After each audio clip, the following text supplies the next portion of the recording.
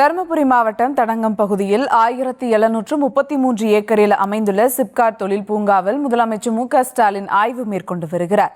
இதுகுறித்த மேலும் விவரங்களோடு இணைகிறார் செய்தியாளர் வெற்றிவேல். வணக்கம் வெற்றிவேல், இந்த ஆய்வு குறித்தான முழு விவரங்கள்.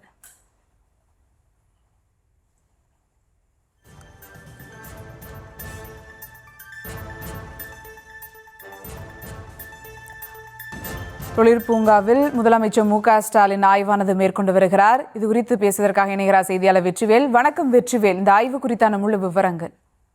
வணக்கம். அதாவது பார்த்தீங்கன்னா தருமபுரி அடுத்து தடங்கம் ஊராட்சியில் இருக்கக்கூடிய ஒரு பகுதி வந்து கிட்டத்தட்ட 1770 கிலோ ஏக்கர் பரப்பளவு புதியதாக சிப்காட் பணி நடைபெற்று வருது. இதுல பார்த்தீங்கன்னா 201 புதிய தொழில் தொடங்கத்துக்கு புத்துணர்வு ஒப்பந்தங்கள் கையெழுத்தா இருக்கு. இந்த இடத்தை தற்போது தமிழக முதல்வர் பார்வையிட்டு ஆய்வு பண்ணிருக்காரு. அது மட்டும் இல்லாம இங்க புதிதாக தருமபுரி மாவட்டத்தில் 2 இடத்துல இப்ப அரசு நிகழ்ச்சியில் கலந்துருக்காரு.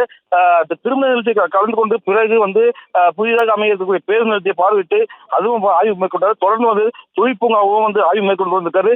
இந்த ஆய்வின் போது தருமபுரி மாவட்ட ஆட்சியர் மற்றும் தமிழக அமைச்சர்கள், அதாவது எம்.ஆர். பன்னீர்செல்வம், ஏவா வேலு உள்ளிட்ட அமைச்சர்களும் இந்த ஆய்வில் கலந்துருக்காங்க.